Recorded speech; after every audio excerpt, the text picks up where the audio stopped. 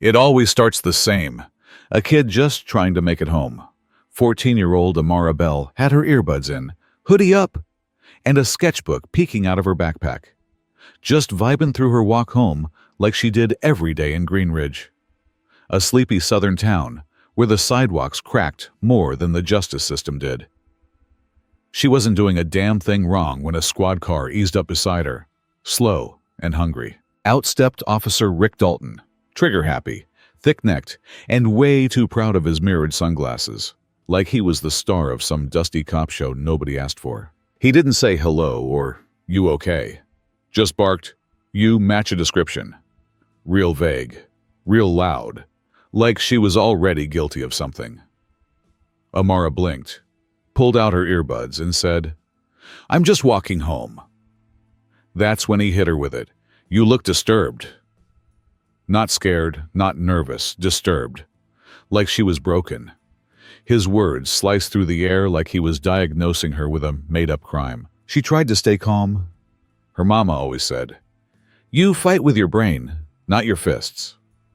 So she stood straight and said what she'd learned from TikTok lawyers and YouTube rights explainers. "I don't consent to a search, sir." And Rick? Oh, he laughed. Called her unstable. Said she was probably mentally ill and definitely hiding something. Right there, on the damn sidewalk. He made a show of it. Put his hand on his belt, finger near the taser, smirk full on like this was sport. He asked for her name even though she hadn't done anything. Didn't give a reason why she was being stopped. And before she could ask again, he was already calling for backup like she was a threat. A 14-year-old girl with a Hello Kitty keychain. People slowed their cars. Some pointed phones out the window. One woman yelled, "Leave her alone!" But Dalton didn't care. He puffed up his chest, said the street had seen incidents lately, which was BS because everybody knew Green Ridge's biggest crime was someone stealing from the Dollar Tree last week. Still, Rick stood there like he'd just foiled a robbery. Amara stood her ground, shaking a little, but she didn't run. She'd seen what happened when kids ran. She wasn't giving him the excuse. But in her eyes, fire, rage, fear wrapped in courage. The kind of stare that says, "You may be bigger, but I'm not bowing." Then a second cruiser rolled up. Back up. For what, though? The world tilted. The sidewalk started feeling like a stage. And Dalton? He turned to the new officer and said, "Yeah, she's combative." Like that word alone was enough to rewrite the truth. The other cop, Officer Hensley, hesitated. She was younger. Maybe new. Maybe still figuring out how this game worked. She looked at Amara, then at Rick, and you could see it on her face. Something didn't sit right, but all she said was, "Got it, sir." And just like that, the cage closed. The video footage started going live within minutes. Kids at the bus stop filming. A local barista streaming it on Instagram, someone yelling, "She's just a kid, man!" But Dalton didn't blink. He grabbed Amara's arm. Hard. She didn't cry out, didn't scream, just flinched. That little flinch every black girl knows too well. And somewhere, not far from that sidewalk, a fuse lit. Because while Rick Dalton thought he was making an example out of another mouthy kid, what he didn't know was that Amara Bell wasn't just a girl with a sketchbook. She was the niece of someone very important, and she had just become the spark. Inside the precinct, the air's stale. Like old coffee, sweat, and arrogance, had a baby and named it routine. Amara sits in the corner of a holding room that looks like it's seen more bad decisions than justice. Her knees tucked under her, jaw set like concrete. She says nothing. Not to the officer who keeps trying to poke her with smug questions. Not to the clipboard guy who asked her if she'd like juice like she was 5, and definitely not to Officer Dalton, who's pacing outside the two-way glass like a man waiting for a high five he knows is coming. Dalton leans against the wall, tossing back a cheap energy drink, watching her like she's a case file that's already been closed.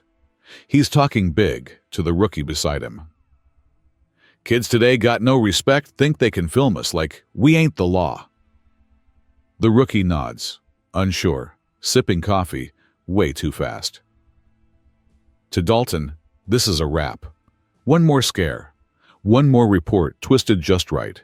One more disturbed juvenile slipped into the system while everyone looks the other way. He's already drafting the story in his head. Uncooperative, combative. Match the description. The usual lies dressed up like facts. He's even got the smirk to match. The one he saves for internal reviews and bullshit complaints.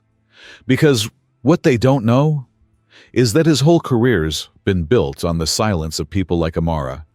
People too tired, too scared, or too damn alone to fight back. But then, an hour in, just when Dalton's about to make his final notes, a call crackles over dispatch that makes the front desk sergeant straighten up like a dog that just heard thunder.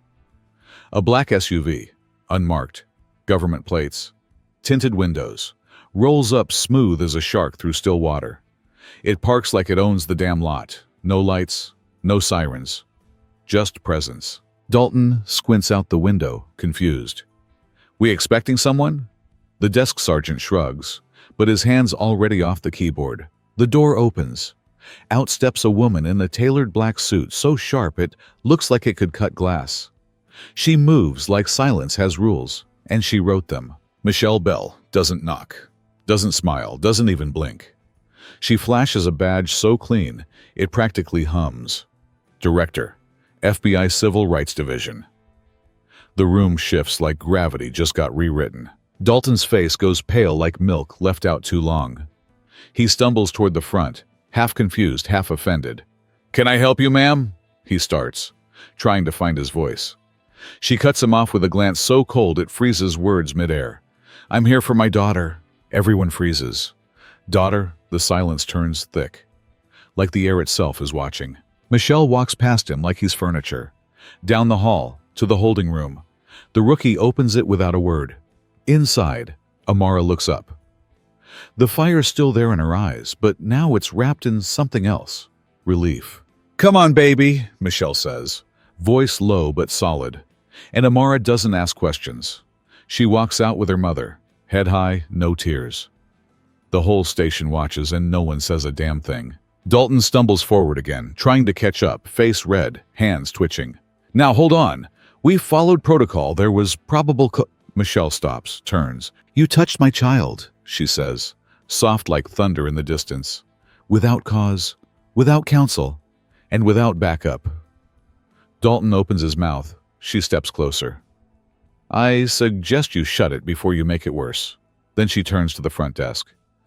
"I'll see the footage, I'll see the reports, and then I'll see you in court." And just like that, she's gone. Doors swing, SUV slides back into motion. Silence swallows the station whole. Dalton's still standing there, frozen, sweating through his collar. Because what they didn't know, what they never saw coming, was that the little black girl on the sidewalk wasn't just another case. She was fire in disguise, and fire just found her name. The precinct conference room smells like old donuts in denial, and the chairs are arranged like they're expecting a school meeting, not a reckoning. Director Michelle Bell sits at the head of the table, coat still buttoned, expression unreadable, like the calm before a Category 5 hurricane. She doesn't tap her fingers, doesn't cross her arms, doesn't play games, just sits, still, patient, dangerous. Across from her, Officer Dalton slides into the seat like it's still his table. His confidence reeks. "You know," he says, voice way too casual, "we deal with a lot of wild parents thinking their kids are angels." He shrugs like he's in charge. "Don't take this the wrong way, but you're just another angry mom in a suit." Michelle doesn't blink. Instead, she reaches into her briefcase, slow, deliberate, and lays her federal ID down on the table like a gavel. Silence, sharp, heavy. Someone in the back shifts in their seat. Another clears his throat.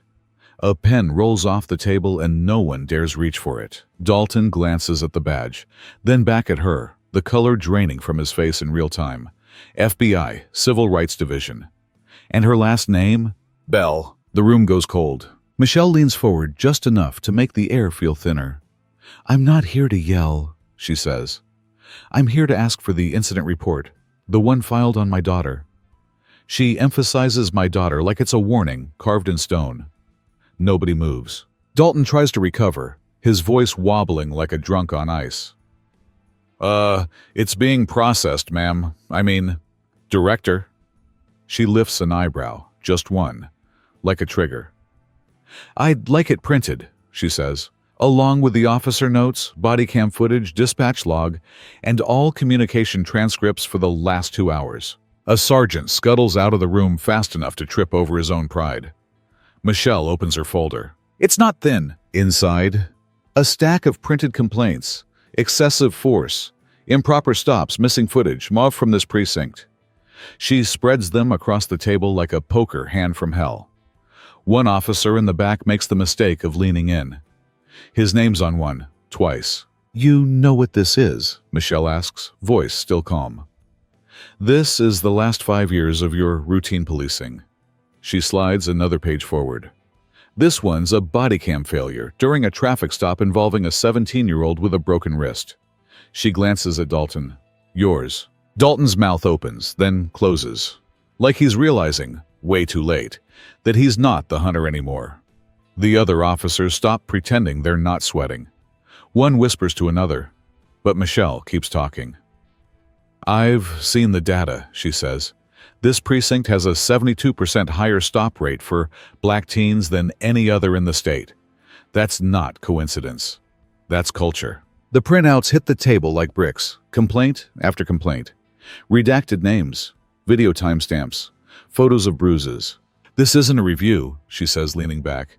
This is a warning shot. Dalton stands suddenly, hands flat on the table like he still thinks height equals power.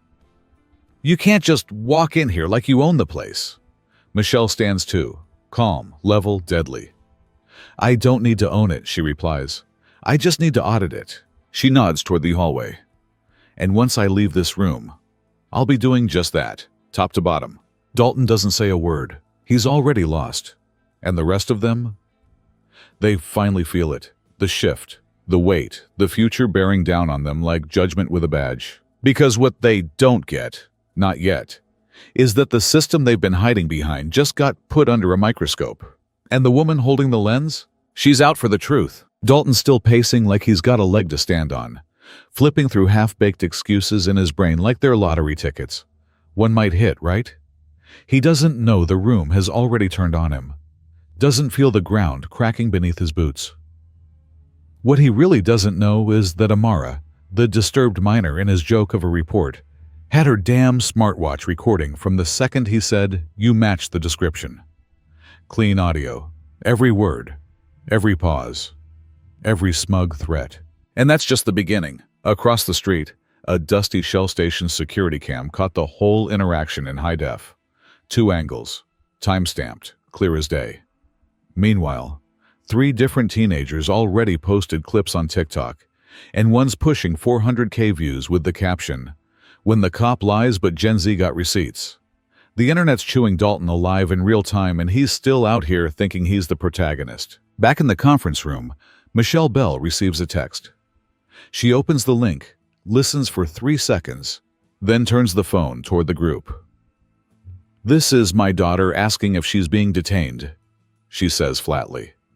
The officers freeze. Her finger slides to the next clip. "And this is your officer calling her unstable and telling her to shut her mouth." Dalton swallows so hard you can hear it. He starts to say something. Some weak garbage about stressful situations. But Michelle's already done with the soft approach. "Where are the internal files?" she asks the desk sergeant. "I want access to officer complaints, body cam logs, and incident reports from the last 24 months. The sergeant hesitates. "That might take some time," Michelle cuts in. "You've got 15 minutes before this turns into an obstruction of a federal inquiry." Suddenly, people are moving, fast. Printers start whirring like they're scared. Everyone's pretending they weren't just complicit 5 minutes ago. Dalton leans against the wall, sweating like it's August in Arizona. He doesn't get it. How fast the game changed. How quiet power like Michelle's doesn't swing wild. It strikes precise. Because this isn't just about Amara anymore. This is about the whole damn precinct. Michelle pulls out another document, slides it onto the table, like a dagger. "This officer," she says, tapping the page, Filed 3 separate complaints about racial bias in traffic stops last year.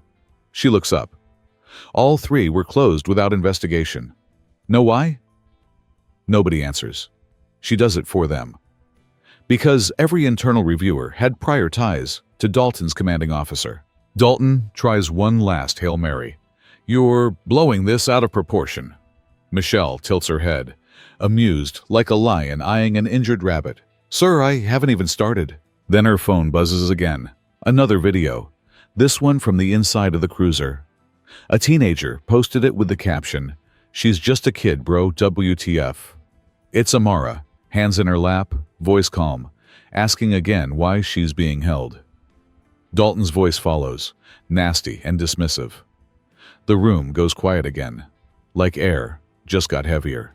Michelle locks eyes with him. Every word, every second, every lie. She stands. "The surveillance state you thought protected you, it just flipped."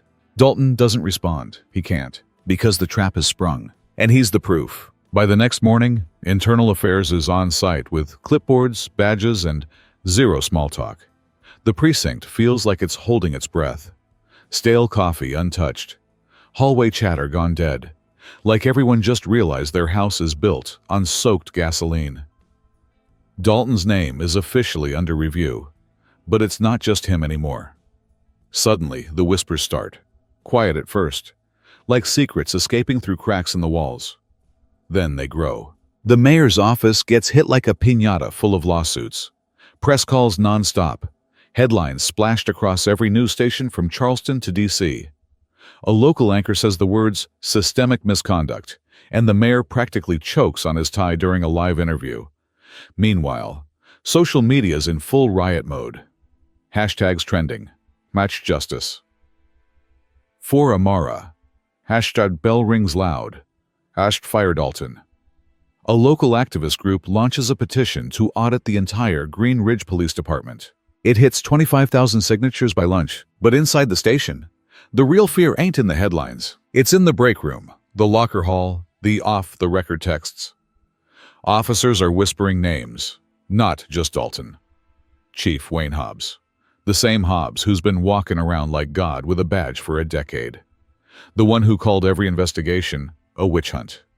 The one who once laughed off a body cam failure by saying, "Technology ain't perfect, but my boys are." Now the walls are bleeding secrets. One officer, jittery hands, heavy conscience, slides a flash drive across his desk to an IA rep and says, "You didn't get this from me." Another admits he'd been told to leave certain things out of reports by command. All roads point to Hobbs. The man built like a fridge who ran this town like a private kingdom is starting to look real small under a spotlight. Director Michelle Bell doesn't flinch. She's already pushed a formal request to the DOJ for a full civil rights probe.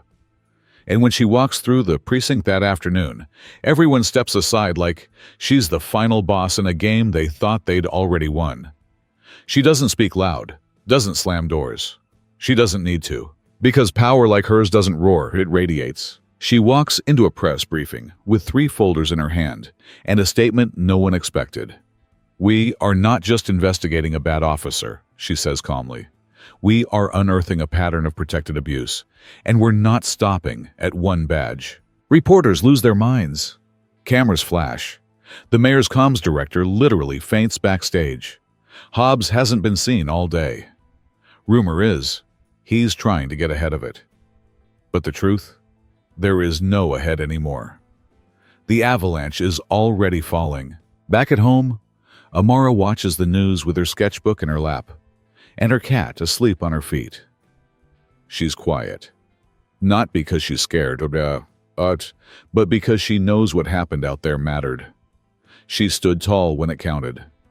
She kept her cool when grown men cracked. She taught a whole town what dignity under fire really looks like. And now, her mother's burning down the rest. Dalton doesn't get a farewell.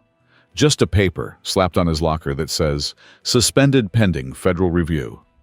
He tries to laugh it off, but the sound barely makes it past his throat. 48 hours later, he's in handcuffs, walking past the same lobby he used to strut through like he owned the place. Cameras catch it all.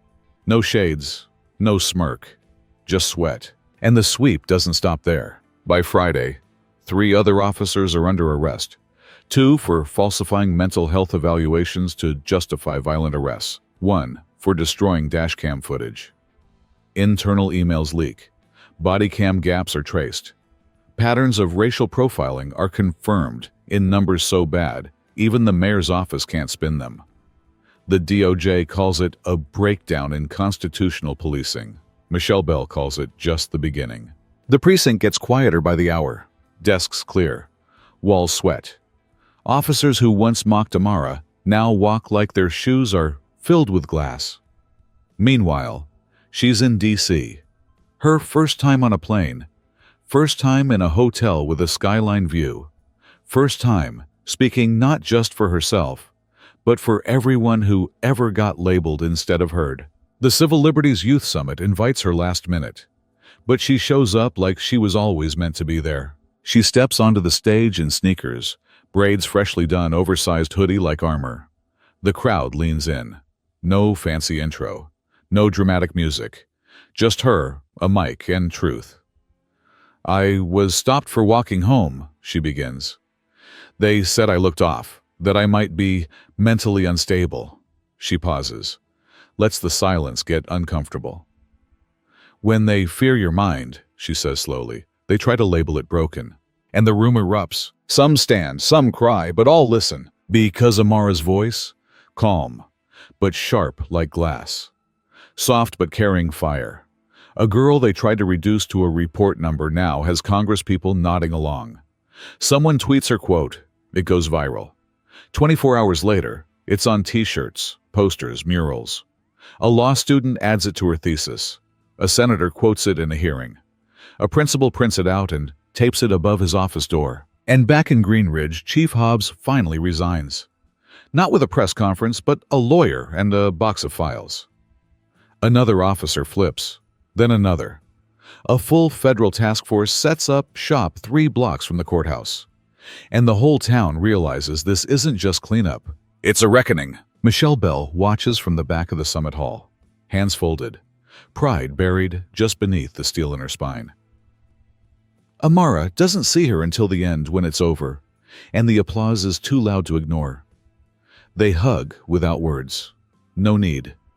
Because everything they were supposed to fear, silence, shame, power, just got flipped. And now the fear, it's theirs. Green Ridge doesn't just change. It shifts, like a tectonic plate that finally cracked under pressure, too long ignored.